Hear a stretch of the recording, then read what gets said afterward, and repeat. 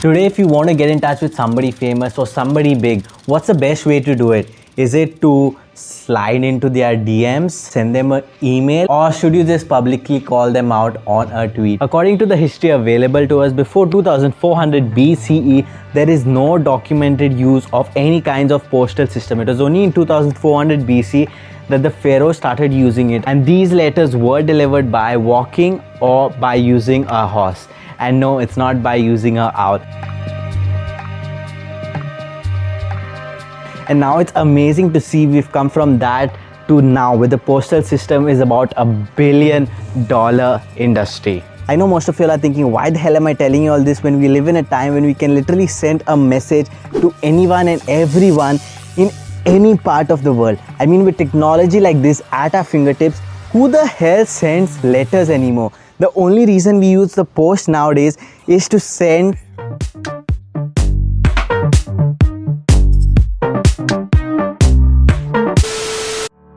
Before we go any further, I need to let you all know that I am a millennial, and so I was not a part of the generation which never heard of social media or never heard of the internet. I have no idea what this disk drive is. No idea. I was actually a part of the generation that was experiencing the internet and social media for the first time. When I say I was a part of it, I was just a spectator on the outlines, because I did not get my first phone or any proper access to the internet until I was 18 years old. So while my friends after school used to go home and use their phones to text each other, be on social media or all that jazz, I used to be out cycling and playing football. And now that I say it in that way, I mean, it wasn't bad. But outside of school, I had no means of communicating with my friends.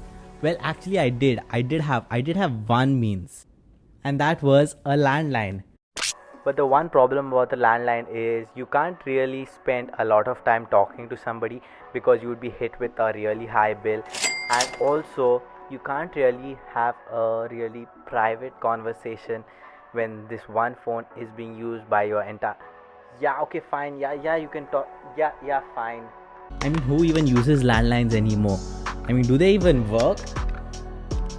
Oh, this one is not connected, so this one obviously won't work, but you get my point. And privacy especially mattered to me when I was communicating with my girlfriend, and so because of that reason, I used to not communicate with my girlfriend over the landline.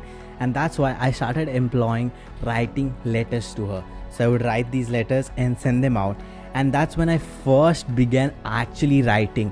And little did I know at the time that it was actually building up my creative writing skills. Like, in retrospect, my poems and my essays in school started getting so much better, and I started getting good grades and praises from the teacher. I even ended up writing some plays which we got to perform in front of the entire school. So that was a skill that I learned by chance, and it was very beneficial for me then, and it is very beneficial for me now. But when I turned 18 and I got my first smartphone, then the pen just started to lose. So as I started slowly picking up the phone instead of the pen, I just stopped writing, and I even started to hate writing, to the point that when I was in college, I used to never make notes or write and study. And I would just study, learn something, create mental images, and kind of remember in that way.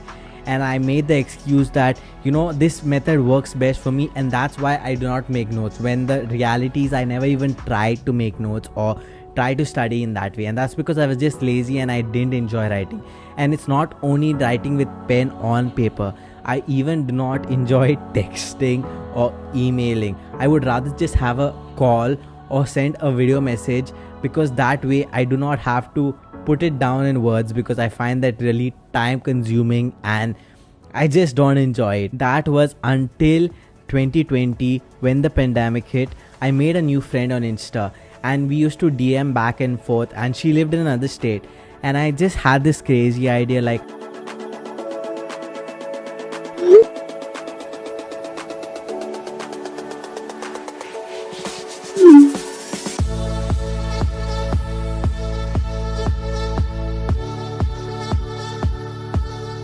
and I was so excited that I went out and I bought 100 envelopes, and the next couple of months we just kept sending letters back and forth.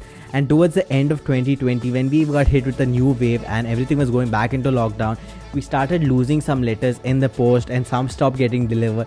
And that's why slowly but surely we ended up stopping sending these letters. But the one thing that I learned from that experience is that I don't actually hate writing. I love writing, but only if it is creative writing. I really enjoy creative writing. Like every time I've written a play and we've performed it, I love that. Every time I written essays, short stories, or even when I plan out these videos and I write it down, my creative juices just get flowing and it's just an amazing experience. And that's why I thought I want to dive myself back into writing. And to do that and to kickstart that, I thought why not write a letter to my number one hero.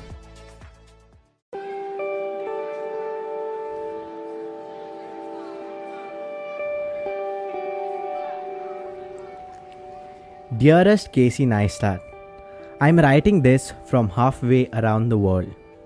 I am just a boy with dreams, similar to your dreams, which first sprouted when you made that video of Owen using Vans iMac in 1999, a year that I was just learning to not poop my pants.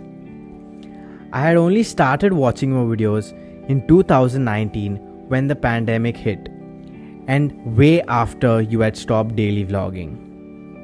Your videos did for me what Vans iMac did for you. They sparked a flame in me that I never knew I had. And while that flame burned strong, it still did not give me enough confidence to post these videos on YouTube. And that's why the first year, even though I was making videos, I never had the confidence to upload them, and they never saw daylight. When I would watch my videos and then watch yours and compare them, I was embarrassed. Embarrassed by how bad my videos were, not realizing that you had spent 10 plus years developing your craft and I had just spent 10 minutes. It was only one day when I was feeling really sad and lost that I happened to come across your video which you explained. Year doesn't matter. That video gave me the push I needed to not only record and edit my video but also upload it. For a while, I recorded and edited all my videos on my phone, and this process actually made the flame into a bonfire. From that point on, I was hooked, and 3 months later, I cashed out some investments I was building over the last 2 years just so that I could buy myself some new gear. Because I knew this investment would give me emotional returns that I know no dividend can ever replace. I know that I will never be able to repay you for changing my life. But my only hope is that one day in the future, somebody will watch my videos and be inspired to create as well. Yours truly, McMarsho.